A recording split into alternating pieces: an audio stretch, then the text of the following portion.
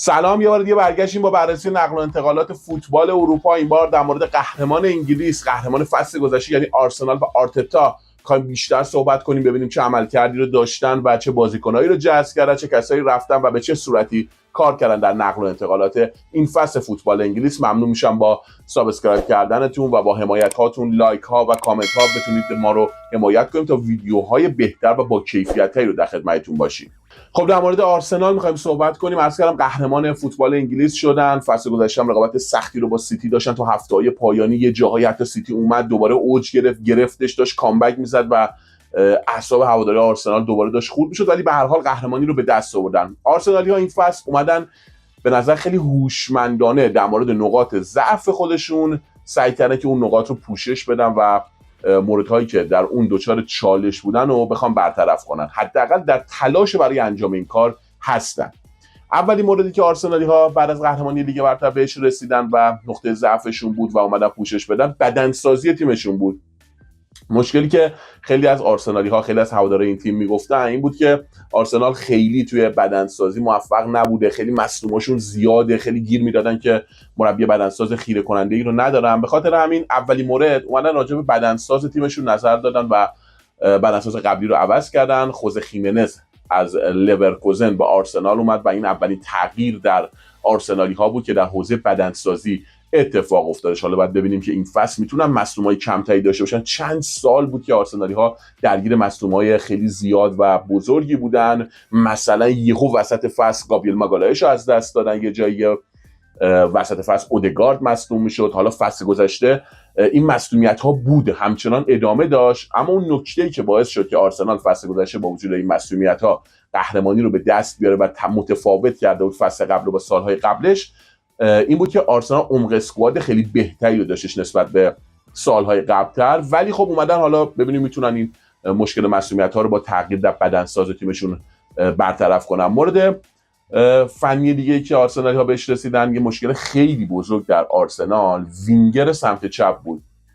کل فشار آرسنالی‌ها روی سمتی بود که ساکا قرار داشت و طبیعتاً وقتی فشار بره روی یه بازیکن و از یه سمت بخواد اکثر طراحی حملات انجام بشه، خب یه تیم اگه بیاد ساکا رو ببنده خیلی به مشکل میخوره. خب فشار روی ساکا خیلی بالا رفته بود توی سال گذشته، شاید خیلی از جاها به خاطر فشار زیادی که روش بود، توقع زیادی که ازش میرفت، تک ستاره آرسنال ها در خط حمله این تیم بودش. به خاطر همین یه جاهایی کار خیلی براشون گره میخورد و اصلا وینگر سمت چپشون مارتینلی نتونست عمل کرده خوبی رو داشته باشه، خیلی ضعیف کار کرد. تروسار اون سبک سرعتی، اون دریبل زدن، اون یک در مقابل یک برداشتن رو شاید نداشتش و نمیتونست یه ستاره بزرگ باشه. هرچند تروسار خیلی خوب کار کرد برای آرسنال، به نسبت اون توقعی که ازش میرفت، به نسبت اون هزینه‌ای که براش شده بود کارو در آورد، ولی نمیشد، مهره‌ای نبود که خیلی بهش اتکا کنه. آرسنالی اومدن این فصل از رقابت‌ها سمت وینگر سمت چپشون رو اصلاح کنن و تغییراتی اون سمت ایجاد کنن.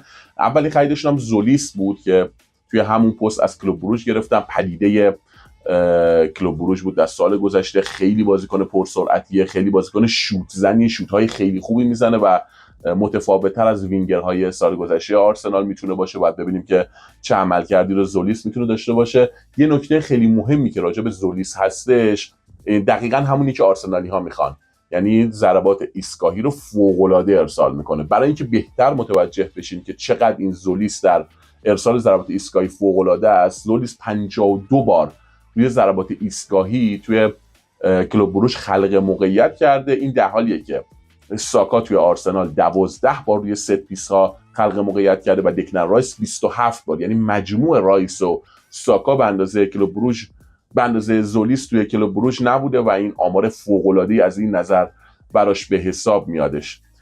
تروسار رو از دست دادن. شاید آخرین فرصت فروش تروسار بود که این فصل عمل کرده، بدیو میگم نداشتش، ولی اون ستاره بزرگم نبود در خط حمله. آخرین فرصت فروش بود. آرسنال سعی کردن با توجه به سنش و اینکه فرصت فروش شاید دیگه نداشته باشن اونو رد کنن. تروسار رفت به شیکتاش و آرسنال حالا زولیس رو گرفته. قطعاً باید منتظر باشی ببینیم عملکرد زولیس به چه ترتیبی میتونه باشه. مارتینلی هم فعلا هستش توی آرسنال، گفته میشه اگه آرسنالیا بتونن یه وینگر دیگه جذب کنن، شاید از گزینه‌های فروش بعدیشون مارتینلی هم باشه. خودش گفته اصلا نمیخوام جداشم و میخوام بمونم توی آرسنال بجنگم، حالا چه زولیس باشه چه هر بازیکن دیگه بیاد، من میخوام بمونم. ولی بعید میدونم اگه آرسنالی ها برن سراغ وینیسیوس، بازیکنی که میخوایم حالا راجع بهش صحبت کنیم، دیگه مارتینلی جایی در ترکیب آرسنال داشته باشه. مورد بعدی که آرسنالی ها دنبالش هستن توی اون پست وینگر چپ، وینیسیوس، ستاره بزرگی که با رئالی ها بر سر تمدید قرارداد به مشکل خورده. حالا باید ببینیم که این مشکلی که وینیسیوس با رئالی ها داره، برای اینکه حالا بتونه تمدید قراردادش رو با قیمت بهتری داشته باشه، دستمزد هفتگی بالاتری داشته باشه، یا نه واقعا جدا میشه از رئال. پرز هم نشون داده خیلی مدیری نیستش که بخواد به اینجور ستاره بها بده. حواشی زیادی که این سالها داشته، فکر کنم اگه یه قیمت خوب بیاره برای رئال، احتمالش هستش که وینیسیوس از این تیم جدا بشه. خیلی هنوز زوده راجع به انتقال وینیسیوس به آرسنال بخوایم صحبت کنیم. شایعات هست به هر حال مورگان راجرزی که اونقدر میگفتن نزدیک به آرسنال، یه شبه هایجک شد و رفت به چلسی. وینیسیوس خیلی هنوز نزدیک هم نشده، صحبت‌های اولیه هنوز قیمت گذاری هم نشده، هرچند رسانه‌ها تخمین میزنن که اگه حوالی 120 تا 140 میلیون یورو آرسنال پیشنهاد بده، شاید رئال رو وسوسه کنه برای فروش وینیسیوس جونیور. باید ببینیم که چه اتفاقی میفته. یه نکته‌ای که هست راجع به وینیسیوس اینه که آرتتا ستاره‌های بزرگی مثل اوبامیانگ، حالا تو دوره خودشون خیلی از مهرهای اصلی اون آرسنال کم ستاره بودن، اوبامیانگ و لاکازت، این دوتا رو به خاطر بعد اخلاقی رد کرد. یعنی گفت در قالب اون مسیر اخلاقی من قرار ندارم و این دوتا رو رد کرد. حالا این که بره سمت وینیسیوسی که اینقدر حاشیه داره، اینم در نوع خودش جالبه. باید ببینیم که به این سمت میره یا نه، و اگر این اتفاق بیفته با همه اون حواشی، با همه اون اتفاقات، آیا میتونه خودش رو مدیریت کنه وینیسیوس؟ البته یه مشکلی هم که خیلی از کارشناسا میگن اینه که اگه وینیسیوس به آرسنال بیاد، شاید یه ذره خودش رو بالاتر از باشگاه بدونه، دستمزد قطعاً بالایی رو میخواد، شاید صدای سایر بازیکن‌ها در بیاد از این بابت. شاید خب وینیسیوس کلی جام داره، از لحاظ فردی تعداد جام‌هاش بیشتر از چند سال اخیر باشگاه آرسنال هستش، یکم اون نگاه بالا به پایینه رو شاید داشته باشه. باید ببینیم، بعید نیست از وینیسیوس یه همچین رفتارهایی ببینیم که چه اتفاقی میفته، نهایتا منتقل میشه یا نه. فعلا زود عرض کردم راجبش بخوایم صحبت کنیم و حواشی زیاده.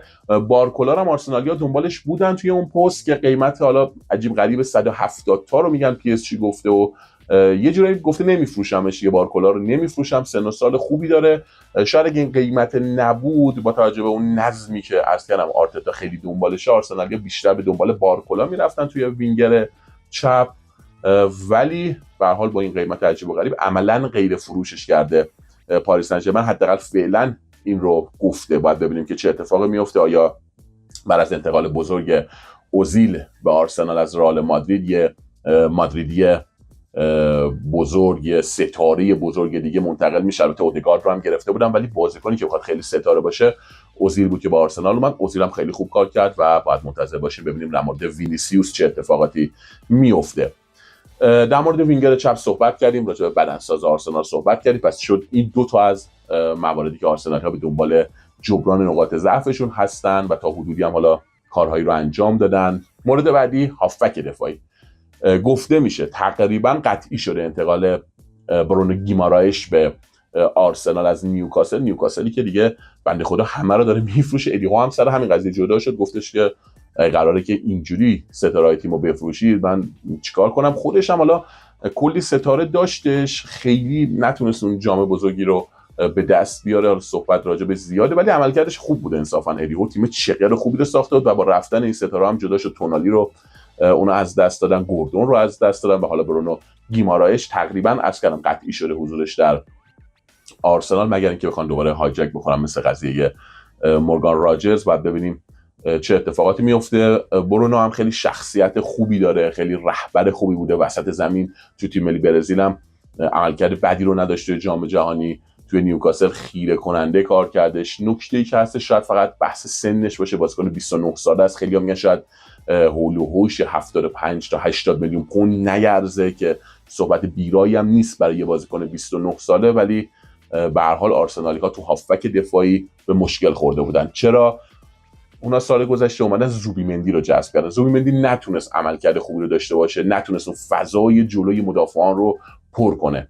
یه نمونه خیلی مهمش بازی مقابل برنموث بود که اون بازیکن برنموث از کنار زوبیمندی فرار کرد و گل دوم زد. یا موردهای دیگه اینطوری عملکرد خوبه رو نداشته زوبیمندی و جا نیفتاد به اصطلاح در آرسنال.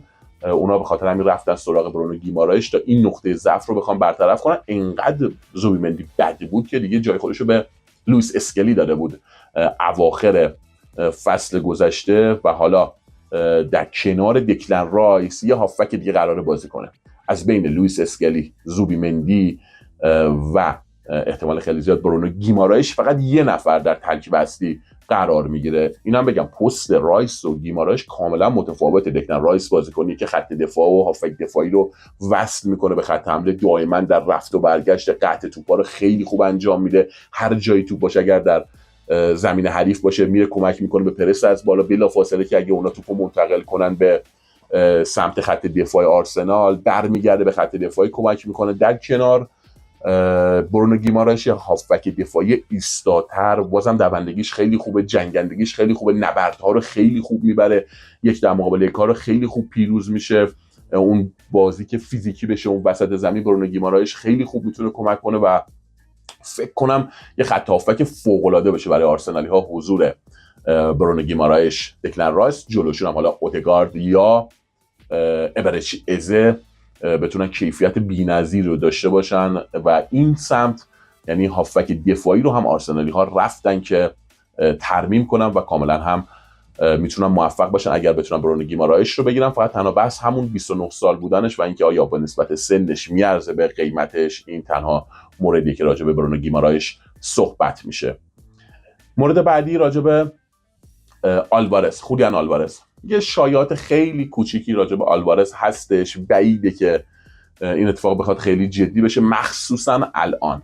حالا قبلش صحبت، قبل از اینکه راجع به وینیسیوس این اتفاقات بیفته آرسنال یا به سمتش برن، صحبت یکم جدی‌تر بود، چون آرسنال تو این پنجره مشخصه. اول رفت سمت موگان راجرز، بعد حالا وینیسیوس و صحبت‌ها راجع به آلوارز. یه ستاره بزرگ میخواد بگیره، یه ستاره‌ای که شخصیت قهرمانی داشته باشه، شخصیت بالایی داشته باشه، جام آورده باشه و از ارکان کلیدی تیم خودش بوده باشه.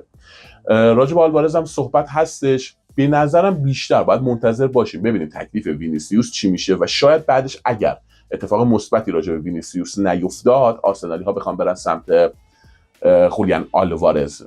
اگرم برن سمتش، حالا اتلتیکو گفته فروشی نیست، خیلی درگیرن، خیلی در چالشن. حتی گفته میشه اتلتیکو از بارسا شکایت کرده که چرا رفته با بازیکن مذاکره کرده، بارسا هم ول نمیکنه آلوارز رو. خود آلوارز تمایل شدیدی به پیوستن به بارسا داره، گفته به جز بارسا توی جایی خارج از اتلتیکو بازی نمیکنه. اینا بحث‌های حواشی زیادی، خیلی گره خورده کاره خولیان آلوارز. باید منتظر باشیم یکم این گره بازتر شه، شاید یکم تکلیف وینیسیوس با آرسنال و تکلیف آلوارز با بارسا معلوم‌تر شه، بعد بهتر و بیشتر میشه نظر داشت. شاید از لج بارسا و اینکه حالا رقیب مستقیمشون هم هستن، اگه قرار باشه اتلتیکو با آلوارز رو بفروشه به تیمی، شاید منطقی ترش تیمای خارج از لالیگا و خارج از بارسا باشه. بازم میگم باید صبر کنیم ببینیم چه اتفاقی میفته. خود آلوارز هم گفته میخواد جایی باشه که جام بیاره و عرض کردم باشه به اینکه آلوارز تمایل شدیدی به حضور در بارسا داره و بعید میدونم این انتقال خیلی بخواد جدی بشه.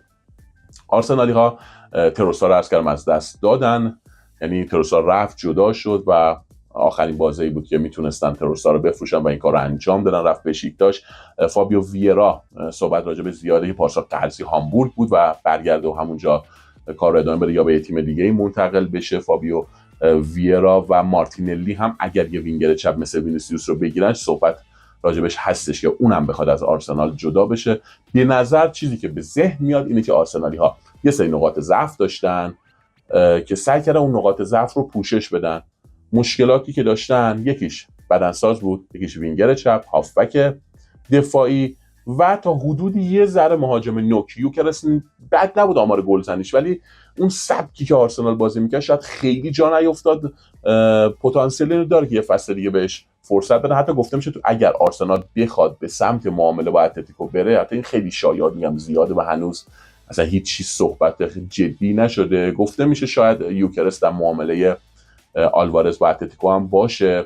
به هر حال این نقاط ضعف رو آرسنالی‌ها به دنبال پوشش دادن و جبرانش بودن و بتونن تیم قدرتمندی رو بسازن که بتونن قهرمانی خودشون رو تکرار کنن. هواداری آرسنال هم با رفتن پپ گواردیولا الان تیمایی که مدعی هستن اکثرشون سرمربی جدید دارن. حالا کری که از اواسط فصل گذشته اومد، انزو مارسکا در سیتی، ژابی آلونسو، ایراولا در لیورپول، مربیایی هستن که حالا تاتنهام هم که خیلی بعیده حداقل بتونه شانس قهرمانی باشه با روبرتو دزربی، ولی همه مربی‌ها اون سابقه زیادی رو ندارن. فصل خیلی خوبیه که آرسنال بتونه یه قهرمانی دیگه بیاره و به اوج برسه و البته به دنبال این هستن که یکی دو تا ستاره بزرگ رو بگیرن، شخصیت تیم رو بالاتر ببرن و به فکر قهرمانی لیگ قهرمانان هم باشن. باید منتظر باشیم در کل ببینیم که در ادامه نقل و انتقالات چه اتفاقاتی میفته. تا اینجای کار از نظر من آرسنال عملکرد عاقلانه و هوشمندانه‌ای داشته و حداقل رفته. حالا اینکه موفق بشه یا نه هم یه بحثیه، مثلا وینیسیوس رو بگیرن یا نه، برونو گیمارایش لحظه آخر کنسل نشه، ولی حداقل اینه که فهمیده کجاها ضعف داره و گام اول اینه که متوجه بشه یه تیم که چه جاهای ضعف داره و رفته به سمت ترمیم اونها. خیلی ممنون که تا پایان با ما همراه بودید. ممنونم از اینکه ما رو سابسکرایب میکنید، با لایک هاتون، با کامنت هاتون از ما حمایت میکنید که بتونیم ویدیوهای بهتر و قوی‌تری رو در خدمتتون باشیم. تا دیدار دوباره، خدا یار نگهدار.